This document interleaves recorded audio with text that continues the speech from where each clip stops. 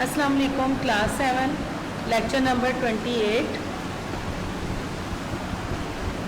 सबक हम पढ़ चुके हैं है ज़िंदगी का मकसद औरों के काम आना।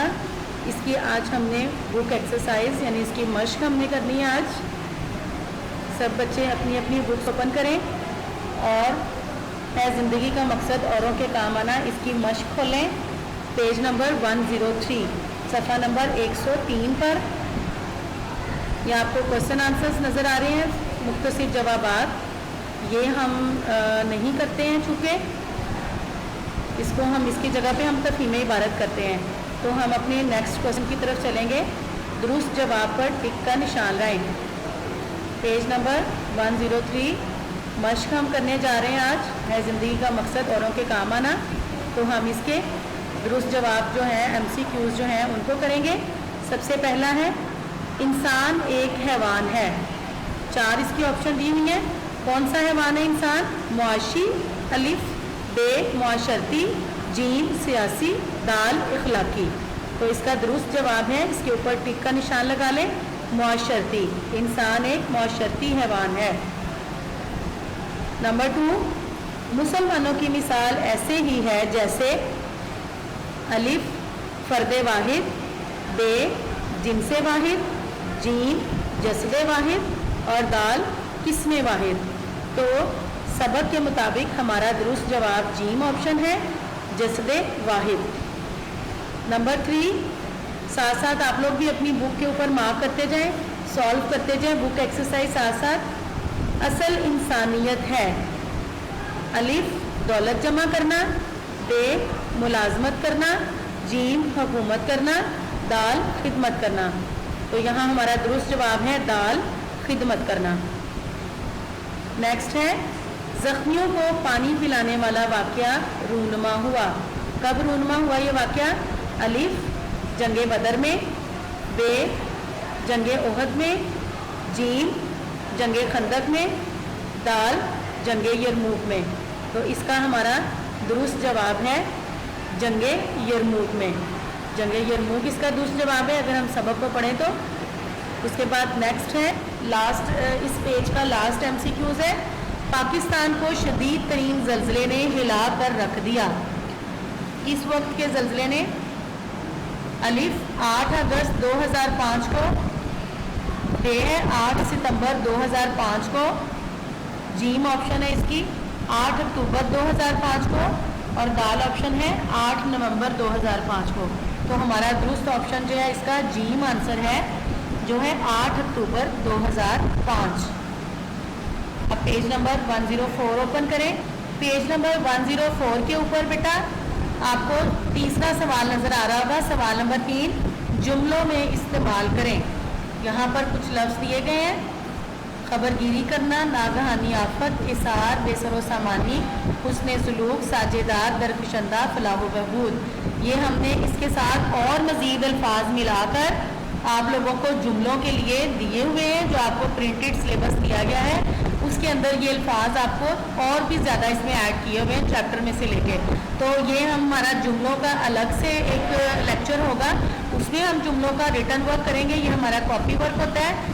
उसके बाद हम जो बुक वर्क है सिर्फ वही करेंगे बुक के ऊपर। क्वेश्चन नंबर 4 है इन अल्फाज के मुतजाद लिखें। कौन से अल्फाज हैं? सबसे पहला लफ्ज़ है इंसान। इंसान का मुतजाद इसके नीचे ही देखिए मैंने लिखा हुआ है। इंसान का मुतजाद है हैवान। मुतजाद क्या होते हैं बेटा? उल्ट अल्फाज होते हैं। ठीक है, इंसान का उल्ट क्या होगा? हैवान। नुकसान, नुकसान का उल्ट नफ़ा भी हो सकता है और फ़ायदा भी, दोनों लिख लें आप।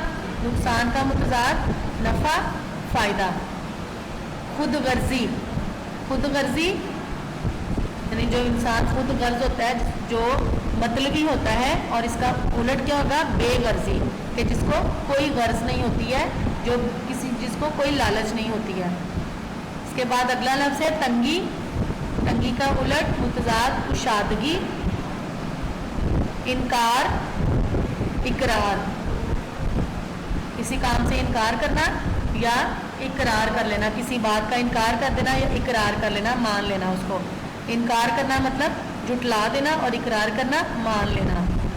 सवाल नंबर 5 वाहिद की जमा और जमा के वाहिद लिखें। ये भी आपने बुक के ऊपर ही लिखने हैं। सबसे पहला लफ्ज़ है मुफादात। मुफादात ये जमा लफ्ज़ है और इसका वाहिद लिखें ऊपर मुफाद। फ़ायदा जिसको कहते हैं, मुफाद का मतलब होता है फ़ायदा। मुफादात फ़ायदे और मुफाद इसकी वाहिद है फ़ायदा। सहाबा, सहाबा जमा लफ्ज़ है ये भी। सहाबा कराम हम जैसे कहते हैं, सहाबा कराम बहुत सारे सहाबा कहते हैं, तो इसका वाहिद होगा सहाबी। अगला लफ्ज़ है तकलीफ़। तकलीफ़ भी वाहिद लफ्ज़ है, तकलीफ़ वाहिद लफ्ज़ है और इसकी जमा क्या होगा तकालीफ़। तकालीफ़ अपनी बुक के ऊपर साथ साथ आप लोग लिखते जाएं इनके आंसर्स। जिस्म, जिस्म वाहिद लफ्ज़ है और उसकी जमा क्या होगी अजसाम। Next word is औराक।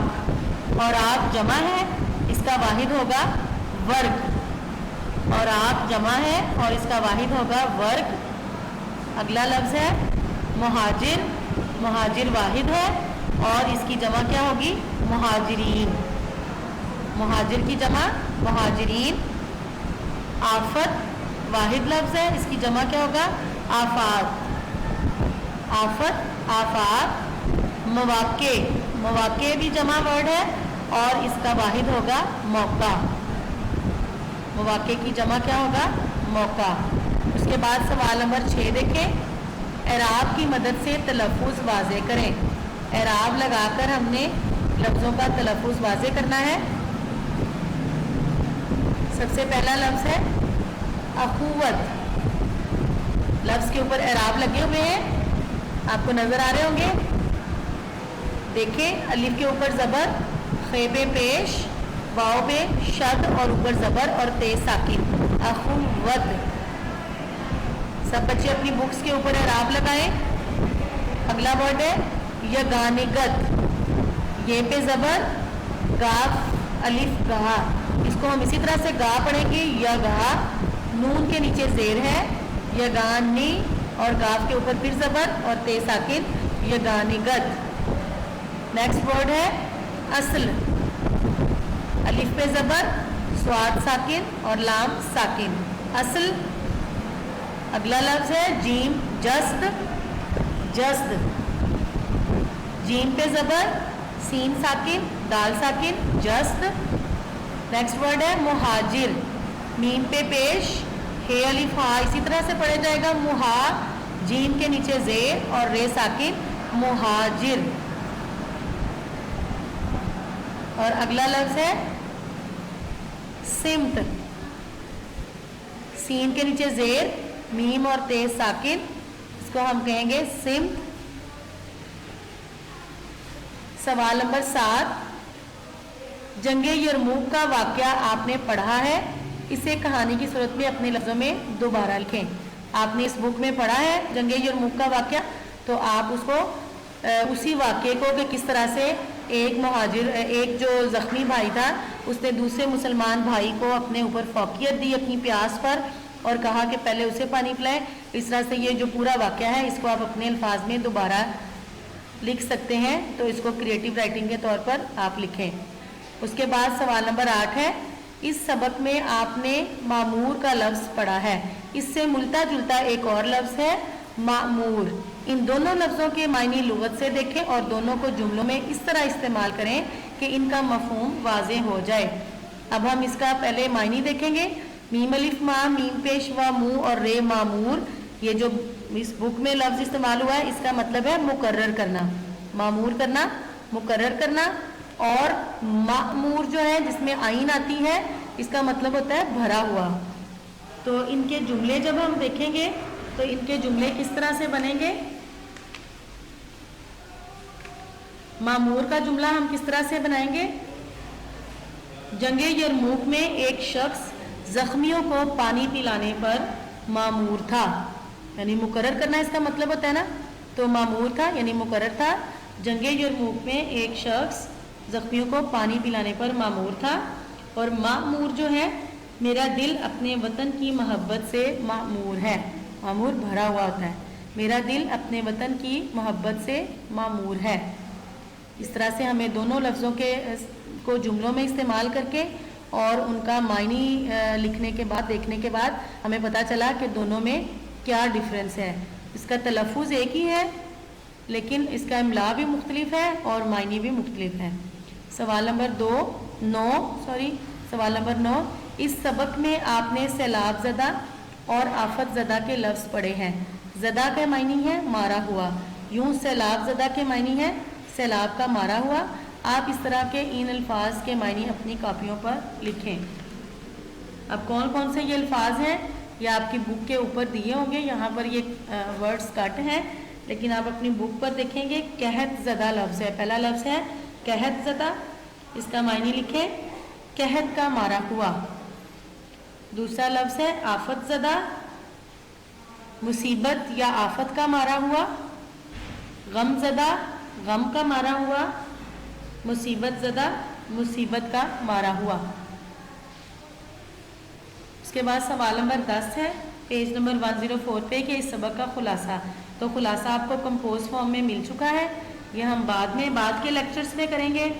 اور اس کے علاوہ پیج نمبر 105 کے اوپر کی ایکسرسائز جو ہے اس میں کوئی ایسا کوشچن نہیں ہے کہ جس کو ہم کریں، تو اس لیے ہم اتنی ہی جو تھی وہ سرگرمیاں ویسے بھی ایکٹیویٹیز ہیں ان کو کرنے کی ضرورت نہیں ہے.